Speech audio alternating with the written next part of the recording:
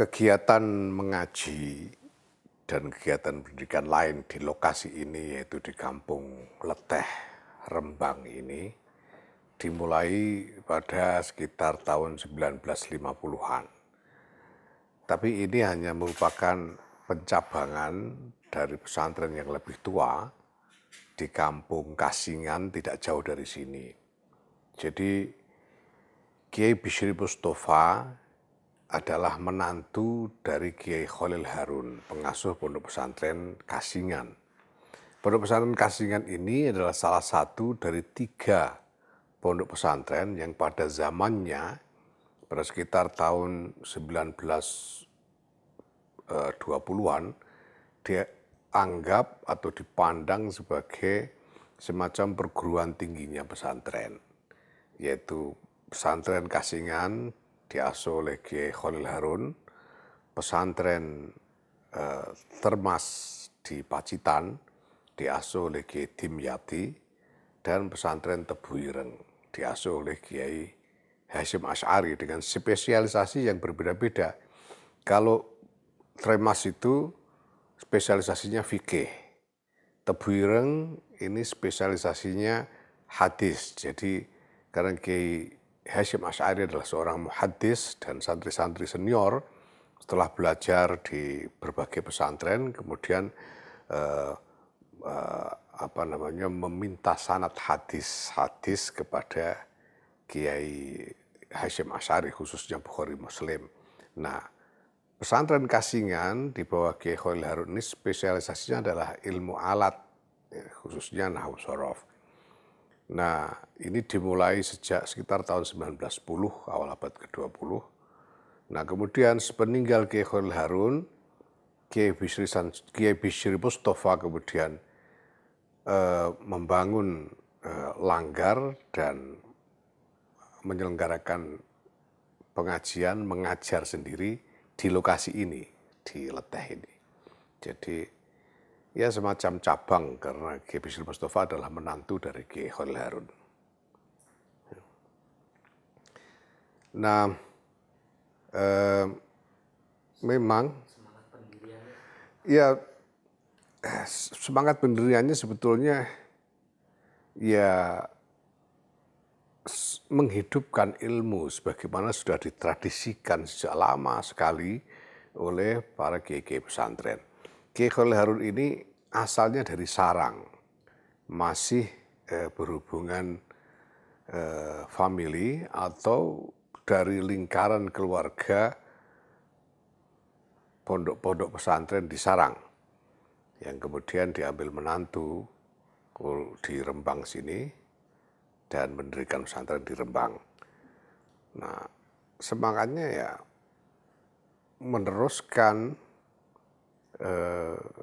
ilmu yang sudah diperoleh dari guru-guru untuk diajarkan kepada lebih banyak orang. Nah,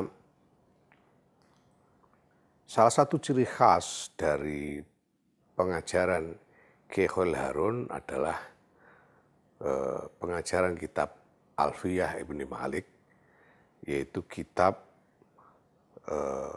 yang dikarang oleh Syekh Muhammad bin Abdullah bin Malik dari Andalusia, yang merupakan kitab gramatika bahasa Arab, nahwu shorof. Kitab ini diwajibkan kepada santri-santri untuk menghafal sejak zaman Kiai Khalil Harun sampai sekarang. Kenapa? Karena memang di dalam tradisi pesantren, nilai yang paling dasar dari thalabul ilmi, menuntut ilmu, adalah barokah. Barokah itu yang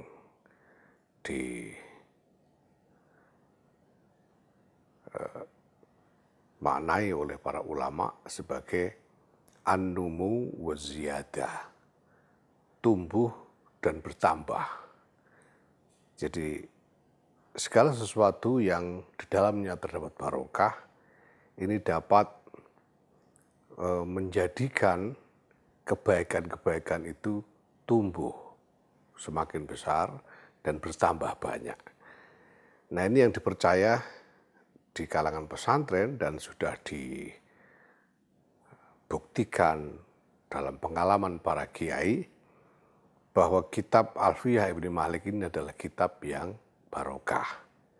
Sehingga santri-santri ini menghafalkan Alfiyah Ibnu Malik bukan sekedar untuk mengingat ilmu yang terkandung di dalamnya, tapi juga untuk mengharapkan barokah yang dibawa oleh kitab Alfiyah Ibnu Malik ini.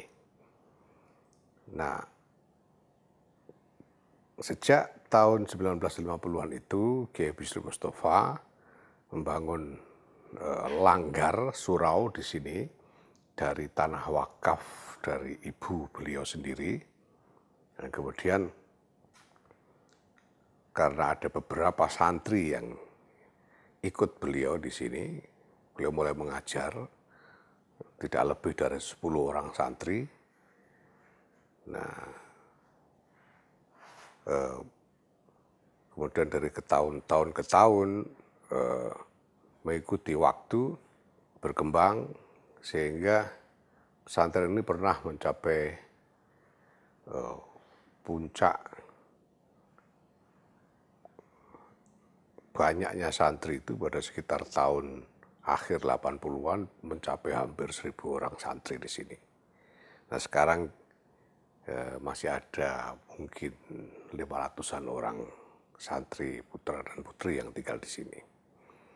Nah, ada nilai mendasar yang sejak dulu diajarkan oleh Kiai Bisri Mustafa kepada santri-santri, yaitu pertama bahwa santri ini dituntut untuk tidak hanya menjadi alim, tetapi harus menjadi seorang yang akil. Alim itu artinya memiliki pengetahuan, tahu tentang berbagai hal, tahu tentang ilmu ini, ilmu itu, dan sebagainya. Nah, akil ini artinya memiliki kecerdasan sehingga tahu bagaimana cara memanfaatkan ilmu itu dalam berbagai keadaan yang dihadapi dalam hidup. Karena ilmu ini bukan ilmu yang mati dan tidak boleh menjadi ilmu yang mati. Ilmu ini harus terus-menerus didialogkan dengan kenyataan sehingga bisa menuntun kita untuk menanggapi kenyataan ini sesuai dengan ilmu yang kita miliki. Inilah kemampuan yang di dalam tradisi Islam disebut sebagai hikmah yang oleh Syekh Sulaiman bin Umar Al-Ajili dimaknai sebagai itqanul fi'li muwafaqan bil ilmi, menyempurnakan laku bersesuaian dengan ilmu. Bagaimana dalam setiap laku ini selalu dipertimbangkan dengan ilmu yang dimiliki, yang arahnya adalah untuk mencapai maslahat dunia dan akhirat.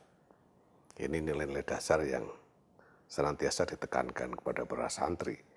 Maka idealitas santri terkait dengan ilmu yang dipelajari di pesantren adalah santri yang kemudian mampu menjalani hidup dengan memanfaatkan ilmunya. Ini yang ideal.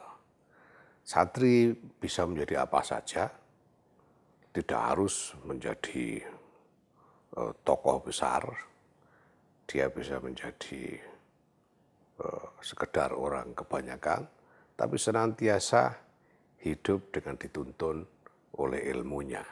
Ini yang ideal.